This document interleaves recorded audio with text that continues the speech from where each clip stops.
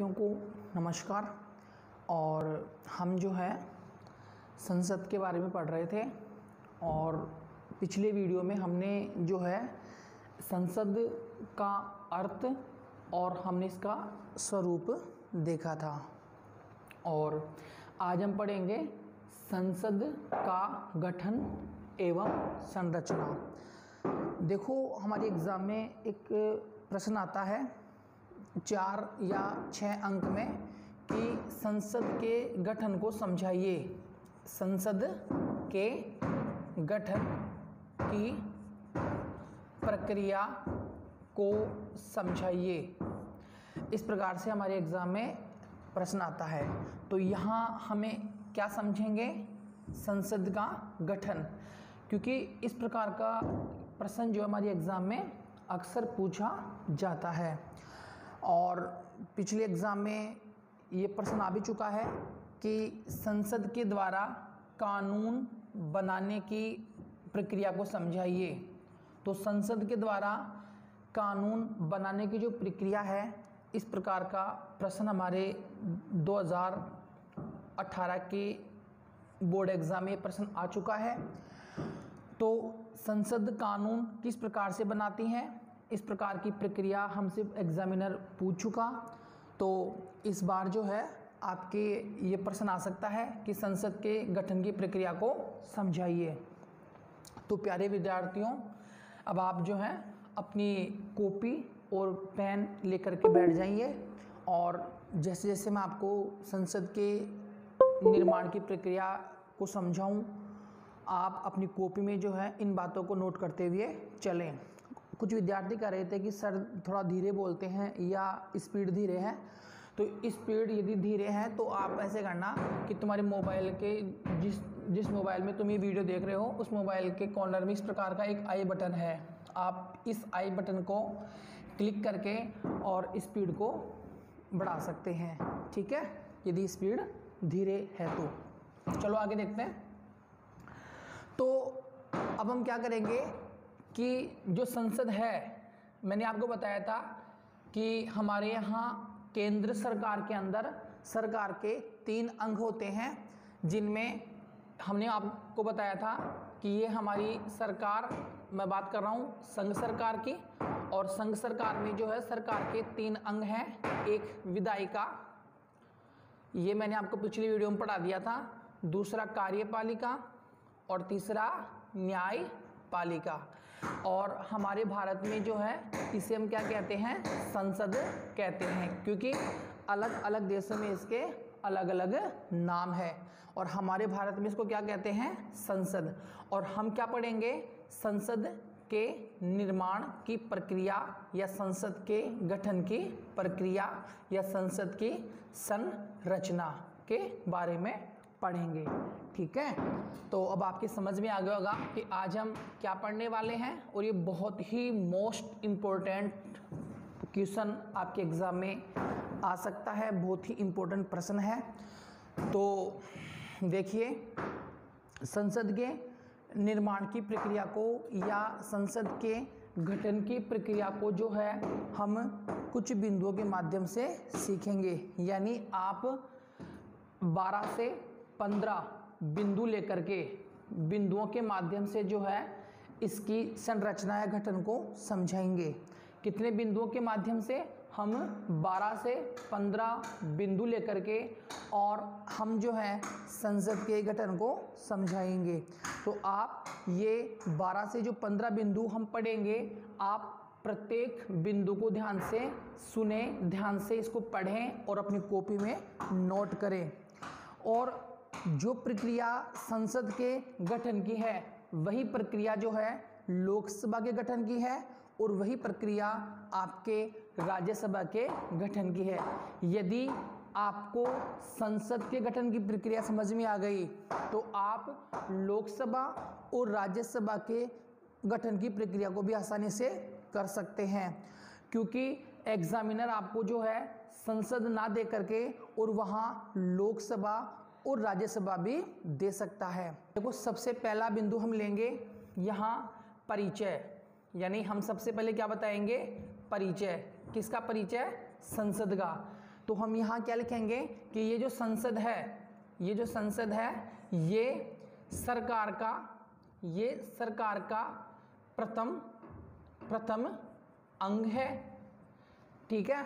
और यह देश के लिए कानून निर्माण का कार्य करती है। ये हो गया इसका परिचय कि जो संसद है ये सरकार का पहला अंग है और यह जो है देश के लिए कानून बनाने का कार्य करती है। ये हो गया इसका इंट्रोडक्शन, परिचय।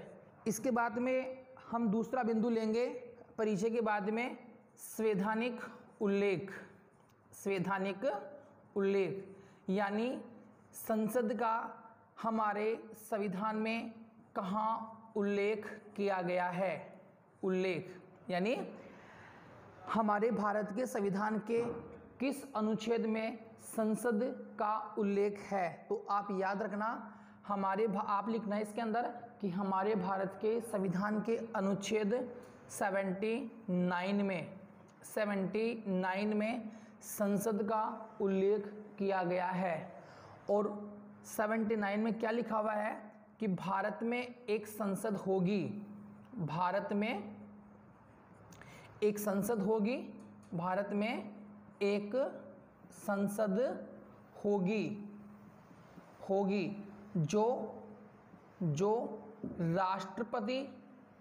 जो राष्ट्रपति एवं 2 सदनों से मिलकर के बनेगी। 2 सदनों से मिलकर बनेगी।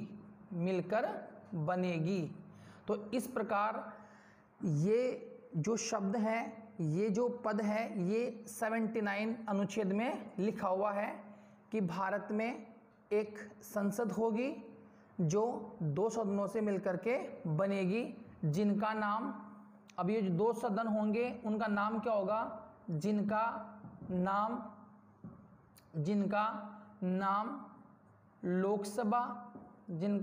लोकसभा एवं राज्यसभा होगा। तो 79 में ये बात लिखी हुई है। इसके अलावा आप यदि बताना चाहो तो इस प्रकार से बता सकते हो कि भारतीय संविधान के भाग 5 में अनुच्छेद 79 से लेकर के 122 अनुच्छेद तक संसद के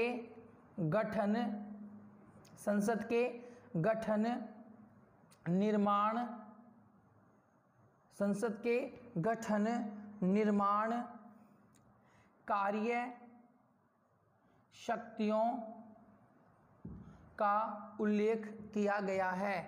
यानी अनुच्छेद 79 से लेकर के अनुच्छेद 122 तक किस बात का उल्लेख किया गया है, संसद के गठन का, संसद के निर्माण का, कार्य का और उसकी शक्तियों का उल्लेख किया गया है। ये हो गया इसका संवैधानिक उल्लेख।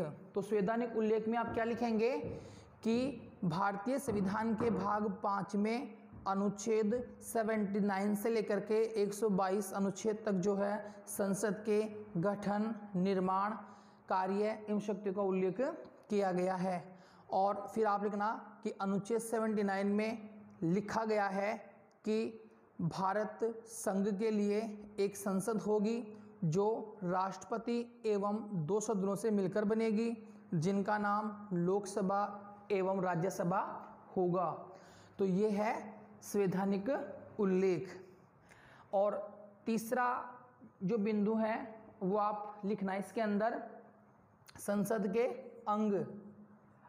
हम संसद का निर्माण पढ़ रहे हैं, संसद के गठन की प्रक्रिया पढ़ रहे हैं और हम जो है इन बिंदुओं के माध्यम से इसके निर्माण की या गठन की प्रक्रिया को समझा रहे हैं। तो तीसरा बिंदु आप क्या बताएंगे वहां, संसद के अंग। और इसमें आप क्या लिखेंगे कि संसद के 3 अंग होते हैं और 3 अंग कौन कौन से?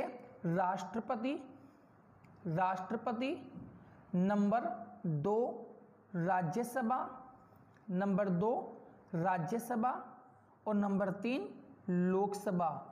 तो इस प्रकार से जो है संसद के 3 अंग होते हैं। तीसरा पॉइंट क्लियर हो गया। इसके बाद में नंबर 4 पॉइंट में आप क्या लिखेंगे? संसद के सदन। तो यहाँ इसमें आप क्या बताएंगे कि संसद के 2 सदन होते हैं, 2 सदन होते हैं, यानी 2 हाउस होते हैं। नंबर 1 लोकसभा, आप चाहो तो पहले राज्यसभा भी लिख सकते हैं, ये कोई जरूरी नहीं है कि भाई पहले आप लोकसभा लिखिए, आप पहले राज्यसभा लिख सकते हैं बाद में लोकसभा लिख सकते हैं, या फिर आप पहले लोकसभा लिख दो और बाद में राज्यसभा लिख दो। तो ऐसे कंफ्यूज नहीं होना कि भाई सर पहले राज्यसभा लिख रहे हैं कहीं पे लोकसभा लिख रहे हैं, वो तो कोई भी लिख दो पहले राज्यसभा। क्योंकि एक बार बोर्ड एग्जाम में प्रश्न आया हुआ है कि संसद के कितने सदन होते हैं, तो जो बच्चे ध्यान से पढ़ रहे हैं वो इसका आसानी से उत्तर दे सकेंगे कि संसद के 2 सदन होते हैं। कौन कौन से? नाम पूछ ले तो लोकसभा और राज्यसभा। अब ये जो लोकसभा है इसे क्या कहते हैं? इसे कहते हैं निम्न सदन। इसे क्या कहेंगे? निम्न सदन। और इसे कहेंगे उच्च सदन। इसे निम्न सदन कहेंगे और इसे उच्च सदन कहेंगे। ठीक है। इसके अलावा जो है लोकसभा को हम क्या कहेंगे? प्रथम सदन। और इसे हम कहेंगे द्वितीय सदन। और इसे हम कहेंगे लोकप्रिय सदन। और इसे हम कहेंगे विशिष्ट या फिर राज्यों का सदन। इसे हम कहेंगे जनता का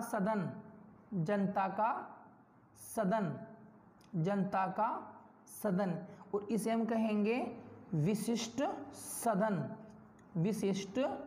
सदन। और इसे हम कहेंगे अस्थायी सदन। और इसे हम कहेंगे स्थायी सदन। तो ये इसके अन्य नाम है, यानी लोकसभा को इन नामों से भी पुकारा जाता है, राज्यसभा को इन नामों से भी पुकारा जाता है। एक बार एग्जाम में प्रश्न आया हुआ है कि संसद का अस्थायी सदन कौन सा है? तो लोकसभा। या फिर आपसे पूछा जाए कि संसद का स्थायी सदन कौन सा है? तो राज्यसभा। या फिर आपसे पूछे कि संसद के निम्न सदन और उच्च सदन के नाम बताइए, तो संसद का जो निम्न सदन है वो कौन सा है? लोकसभा। और उच्च सदन कौन सा है? राज्यसभा। प्रथम सदन लोकसभा तो द्वितीय सदन राज्यसभा। लोकप्रिय सदन लोकसभा को बोलते हैं और राज्यों का सदन राज्यसभा। देखो राज्य के अंदर क्या है? राज्य शब्द आ रहा है, तो ये राज्यों का सदन है। ये जनता का प्रतिनिधित्व करता है और ये राज्यों का प्रतिनिधित्व करता है, तो इसलिए इसको कहेंगे जनता का सदन और इसे कहेंगे विशिष्ट सदन। ये अस्थायी और ये स्थायी सदन।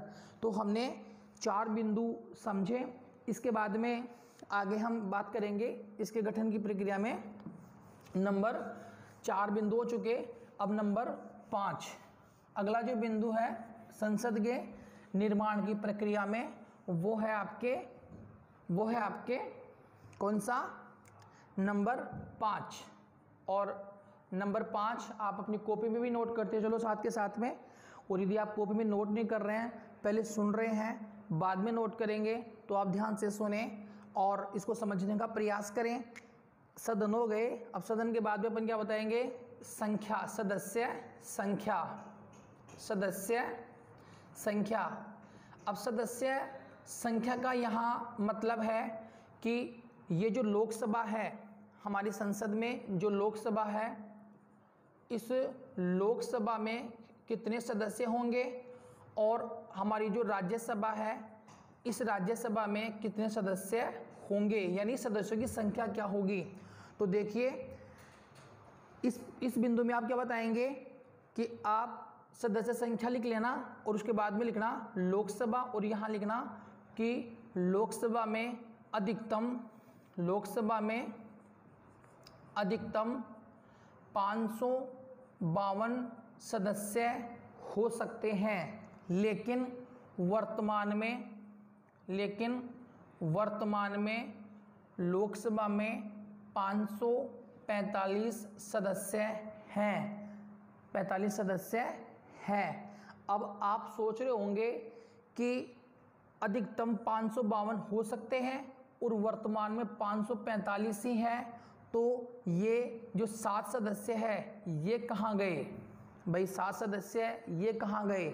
तो प्यारे विद्यार्थियों, आपको पता हो तो 1948 में भारत और पाकिस्तान के युद्ध हुआ था, और उस युद्ध में जो है हमारा जो जम्मू कश्मीर है, ये जो हमारा जम्मू कश्मीर है, और यहाँ हमारा एक क्षेत्र पड़ता है POK यानी पाकिस्तान अधिकृत क्षेत्र, और हमारा ये जो क्षेत्र है जिसमें बलूचिस्तान और उसके आसपास का जो क्षेत्र है वो आता है, और ये जो क्षेत्र है ये हमारे भारत में एक संघ राज्य था। क्या था उस समय? संघ राज्य। और यहाँ से हमारी संसद में 7 सदस्य आते थे संसद में, लोकसभा के अंदर। तो 1948 में जब युद्ध हुआ तो हमारा ये जो क्षेत्र है, यानी हमारा ये जो संघ राज्य है जहाँ से 7 सदस्य आते थे, ये पाकिस्तान में चला गया, और इस प्रकार से जो है ये 7 सदस्य भी हमारे यहाँ संसद या लोकसभा में कम हो गए, और ये संख्या रह गई 545। लेकिन जब हमारी सरकार इस वाले क्षेत्र को वापस अपने कवर में कर लेगी या वापस भारत में मिला लेगी, तो ये 7 सदस्य जब आएंगे तो वापस संख्या कितनी हो जाएगी? 552 अधिकतम हो जाएगी। तो आप समझ गए होंगे कि ये 552 अधिकतम हो सकते हैं, लेकिन वर्तमान में 545 ही है। ये 7 सदस्य कहाँ चले गए? तो ये 7 सदस्य कहाँ चले गए?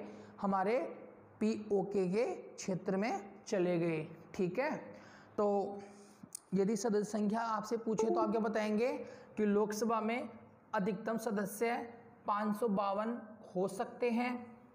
मैं सिर्फ समझा रहा हूँ, आप अपनी कॉपी में इस लाइन को इस प्रकार से लिखना कि लोकसभा में अधिकतम 552 सदस्य हो सकते हैं, लेकिन वर्तमान में 545 सदस्य हैं। इसके बाद में राज्यसभा, तो इसमें क्या लिखेंगे कि राज्यसभा में अधिकतम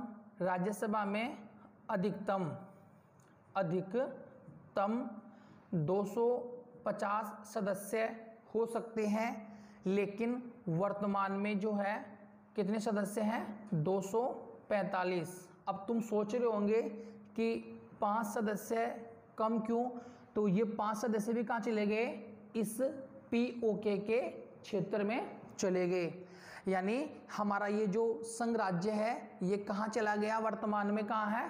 पाकिस्तान में। तो हमारे ये जो 5 सदस्य राज्यसभा में जो आते थे ये कहाँ चले गए? उस POK के क्षेत्र में।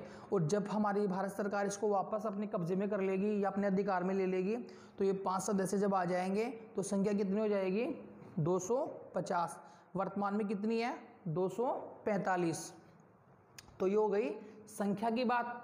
ठीक है, इसके बाद में अगला जो बिंदु है वो है सदस्य संख्या के बाद में है योग्यता, यानी संसद का सदस्य बनने की योग्यता। तो अब अगला बिंदु हम पढ़ेंगे योग्यता, यानी किसी भी व्यक्ति को संसद का सदस्य यदि बनना है तो उसमें कौन कौन सी योग्यताएं होनी चाहिए। और कई बार क्या होता है कि जो पेपर बनाने वाले हैं वो हमसे 2 नंबर में ये प्रश्न पूछ सकते हैं कि संसद का सदस्य बनने की योग्यताएं कौन कौन सी हैं या निर्योग्यताएं कौन कौन सी है। निर्योग्यताएं कौन कौन सी है, इस प्रकार से ये दो शब्द देता है, या तो देता है योग्यता या देता है निर्योग्यताएं। तो अब हम पढ़ेंगे योग्यता या निर्योग्यता। तो संसद का सदस्य बनने के लिए जो योग्यताएं हैं वह कौन कौन सी हैं? तो नंबर एक इसमें है कि वह भारत का नागरिक हो, वह भारत का नागरिक होना चाहिए, नागरिक होना चाहिए, वह भारत का नागरिक होना चाहिए। नंबर 2, वह लोकसभा के लिए 25 वर्ष एवं राज्यसभा के लिए न्यूनतम 30 वर्ष का होना चाहिए। 30 वर्ष का, यहाँ आप सही लिख लेना, वर्ष का होना चाहिए। ठीक है, मैं बोल रहा हूँ, आप अपनी कॉपी में जो नोट करें तो इसको सही तरीके से नोट करना कि वह लोकसभा के लिए न्यूनतम 25 वर्ष का और राज्यसभा के लिए 30 वर्ष का होना चाहिए न्यूनतम, यानी कम से कम 25 वर्ष और राज्यसभा के लिए 30 वर्ष। इससे कम उम्र का व्यक्ति जो है सदस्य नहीं बन सकता, वह योग्य नहीं है। यदि इससे कम उम्र का कोई व्यक्ति है, जैसे मान लीजिए कोई 24 वर्ष का व्यक्ति चुनाव लड़ रहा है, तो वह क्या माना जाएगा? निर्योग्य। या जैसे मान लीजिए कि कोई व्यक्ति भारत का नागरिक नहीं है, तो वह क्या माना जाएगा? निर्योग्य। तो जो इसकी योग्यता है वही क्या कहलाएगी? इसकी निर्योग्यता कहलाएगी। ठीक है, तो इसके बाद में नंबर 3, वह किसी भी न्यायालय द्वारा पागल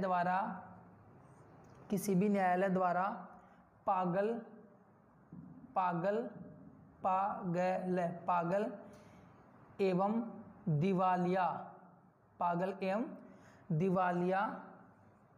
दिवालिया घोषित नहीं होना चाहिए।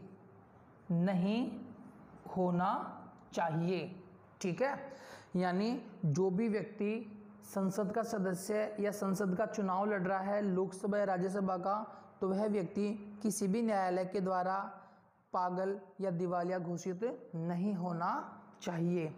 इसके बाद में जो है, इसके बाद में नंबर 4, वह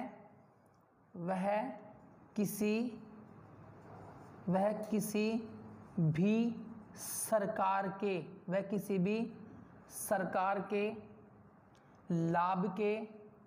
भी सरकार के लाभ के पद पर नहीं होना चाहिए। यानी जो भी व्यक्ति संसद का सदस्य बन रहा है, लोकसभा या राज्यसभा का, तो वह किसी भी सरकार, यानी केंद्र सरकार या राज्य सरकार, किसी भी सरकार में जो है लाभ के पद पर नहीं होना चाहिए। अब तुम सोच रहे होंगे कि ये लाभ का पद क्या होता है?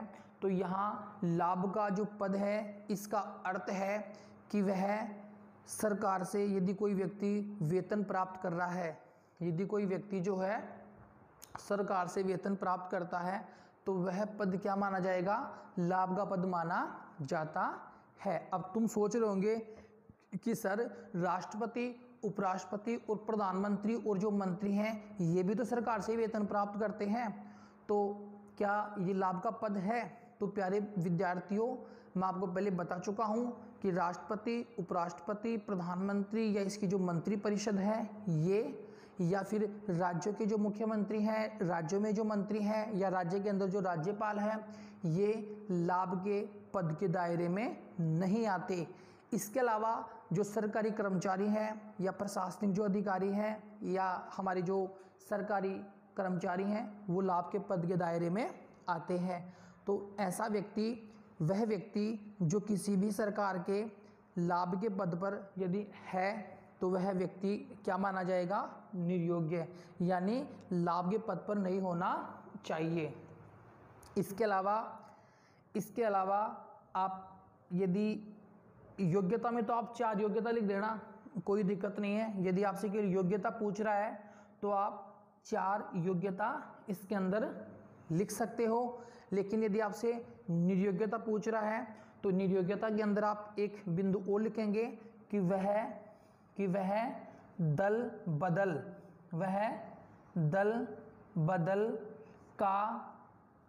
बदल का दोषी नहीं होना चाहिए। वह दल बदल का दोषी नहीं होना चाहिए। तो हमारे संविधान की जो अनुसूची 10 है, उसमें दल बदल के बारे में एक कानून बना हुआ है कि यदि कोई सदस्य चुनाव जीतने के बाद में दल बदल करता है तो उस व्यक्ति को क्या माना जाएगा? निर्योग्य माना जाएगा। इसके अलावा और किसे माना जाएगा निर्योग्य? इसके अलावा जिस व्यक्ति के ऊपर चुनाव के समय, भाई चुनाव हो रहे हैं तो जिस सदस्य के ऊपर चुनाव के समय भ्रष्ट आचरण का यदि कोई आरोप लगा हो और वह सिद्ध हो जाए तो वह व्यक्ति भी क्या माना जाएगा? निर्योग्य। नहीं समझे? अरे कोई व्यक्ति चुनाव लड़ रहा है और चुनाव लड़ते समय मान लीजिए उसने किसी को वोट के बदले पैसे दिए हो, यानी भाई वोट लेने के बदले मान लीजिए किसी भी सांसद ने यदि उस वोट देने वाले व्यक्ति को यदि रिश्वत दी हो, पैसे दी हो या उसको डराया हो, धमकाया हो और ये बात सिद्ध हो जाए तो उस कंडीशन में क्या माना जाएगा? उस सदस्य को क्या माना जाएगा? निर्योग्य। तो किसी भी सदस्य के ऊपर चुनाव के समय भ्रष्ट आचरण का दोष सिद्ध होने पर वह निर्योग्य माना जाएगा। इसके अलावा यदि कोई सदस्य 2 स्थानों से जीत करके आ जाता है, यदि कोई सदस्य 2 अलग अलग स्थानों से जीत करके आता है तो वह व्यक्ति जो है एक स्थान से क्या माना जाएगा? निर्योग्य माना जाएगा। तो इस प्रकार से जो है आप 7 या 8 बिंदु लेकर के और निर्योग्यता को बता सकते हैं। क्योंकि अक्सर क्या होता है कि पेपर जो बनाने वाले हमारे जो व्याख्याता हैं वो क्या करते हैं कि योग्यता न पूछ करके और हमसे क्या पूछ लेते हैं? निर्योग्यताएं। किस प्रकार से कि संसद के सदस्यों की निर्योग्यता के बारे में बताइए। तो 4 तो आप योग्यता के बारे में लिख देना, ठीक है। और इसके अलावा यदि वह दल बदल का दोषी हो या उसके ऊपर चुनाव के समय भ्रष्ट आचरण का कोई दोष लगा हो या फिर जो है वह 2 स्थानों से जीत करके आ गया हो अलग अलग स्थानों से, तो वह एक स्थान से जो है उसका पद क्या माना जाएगा? निर्योग्य माना जाएगा। तो इस प्रकार से जो है ये सब क्या है? निर्योग्यताएं। इसके अलावा तो ये थी योग्यता और निर्योग्यता। अगला जो बिंदु है, 6 बिंदु अपन पढ़ चुके, अब 7वां बिंदु हम देखेंगे। 7वां बिंदु क्या है? नंबर 7 में हम पढ़ेंगे निर्वाचन। क्या पढ़ेंगे? बस योग्यता हो गई, संख्या हो गई और सदन हो गए, अंग हो गए, और अब हम पढ़ेंगे निर्वाचन। क्या पढ़ेंगे? निर्वाचन। निर्वाचन के बारे में नंबर 7 निर्वाचन। अब यहां निर्वाचन का मतलब है चुनाव कि संसद के जो, मैं बिल्कुल सीधी बात, मतलब सिंपल भाषा में बात कर रहा हूं। मैं इतना हार्ड लैंग्वेज नहीं ले रहा, मैं सीधी सी बात कर रहा हूं कि जो संसद के सदस्य हैं, जिसका मतलब है कि लोकसभा और राज्यसभा के सदस्य, उनका चुनाव कौन करता है। तो देखिए सबसे पहले हम बात करेंगे लोकसभा की। तो लोकसभा, तो आप क्या लिखेंगे कि लोकसभा सदस्यों का चुनाव जो है वयस्क, क्या लिखेंगे आप? वयस्क मतदाताओं द्वारा किया जाता है। वयस्क मतदाताओं द्वारा किया जाता है। और ये बात कहाँ लिखी हुई है? अनुच्छेद, हमारे जो संविधान का जो अनुच्छेद है 326 में ये बात लिखी हुई है। लेकिन अनुच्छेद से कोई मतलब नहीं है। अनुच्छेद तो क्या है, जैसे तो हाई लेवल बड़ी जो क्लासें हैं या कोई कंपटीशन एग्जाम है उसके लिए ज़रूरी है कि भाई वयस्क मतदाताओं का उल्लेख कौन से अनुच्छेद में है, तो 226 में।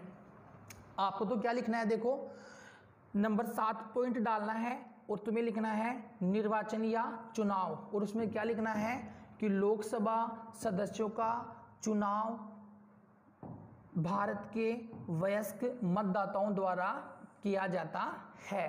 किसके के द्वारा किया जाता है? यानी हमारे भारत में जो 18 वर्ष से जो अधिक, भाई हमारे वयस्क किसको माना गया है? 18 वर्ष से अधिक, 18 वर्ष या इससे अधिक उम्र के जो व्यक्ति हैं और जिनका मतदाता सूची में नाम है, और जिन व्यक्तियों का मतदाता सूची में जिनका नाम है। अब यहाँ मतदाता सूची का मतलब क्या है? वोटर लिस्ट, यानी ऐसे व्यक्ति जिनकी उम्र 18 या 18 वर्ष से अधिक हो या जिनका मतदाता सूची में नाम हो, तो वह व्यक्ति वयस्क मतदाता माना जाएगा और वह व्यक्ति जो है लोकसभा के सदस्यों का चुनाव करता है। इसके बाद में नंबर 2 राज्यसभा। राज्यसभा, तो राज्यसभा सदस्यों का चुनाव कौन करता है? तो इनका चुनाव करता है राज्य के संबंधित राज्य के विधायक, संबंधित राज्य के विधायक। यहाँ आप क्या लिखेंगे? विधायक, यानी जिस राज्य से राज्यसभा के सदस्य चुन करके आएंगे, मेरी बात को ध्यान से सुना, जिस भी राज्य से, जैसे मान लीजिए कि राजस्थान से कोई सदस्य, जैसे राजस्थान से राज्यसभा के सदस्यों को चुन करके भेजना है, तो राज्यसभा के सदस्यों का चुनाव कौन करेगा राजस्थान में? तो राजस्थान के विधायक। अब राजस्थान में कितने विधायक हैं? 200। कितने विधायक हैं? 200। तो ये जो 200 विधायक हैं, ये 200 विधायक राज्यसभा के सदस्यों का चुनाव करेंगे। देखो यहाँ लोकसभा का चुनाव तो कौन कर रहे हैं? लोकसभा का चुनाव तो कौन कर रहे हैं? वयस्क मतदाता, ठीक है। और राज्यसभा के सदस्यों का चुनाव कौन कर रहे हैं? विधायक। तो इन दोनों के जो सदस्य हैं, इनका चुनाव भी अलग अलग करते हैं। इनका चुनाव करते हैं वयस्क मतदाता, याद रखना, और इनका चुनाव करते हैं जिस राज्य से वो चुन करके आ रहे हैं उस राज्य के विधायक, राज्यसभा के सदस्यों का चुनाव करते हैं। तो ये बात हो गई चुनाव की। हम पढ़ क्या रहे हैं? संसद का गठन, और गठन में या संरचना, इसमें हम कौन सा बिंदु पढ़ रहे हैं? 7वां चुनाव के बारे में। लगता है ये बिंदु समझ में आ गया होगा। यदि नहीं आया तो आप इसको वापस से बैक करके देख लेना। अब है निर्वाचन के बाद में हम पढ़ेंगे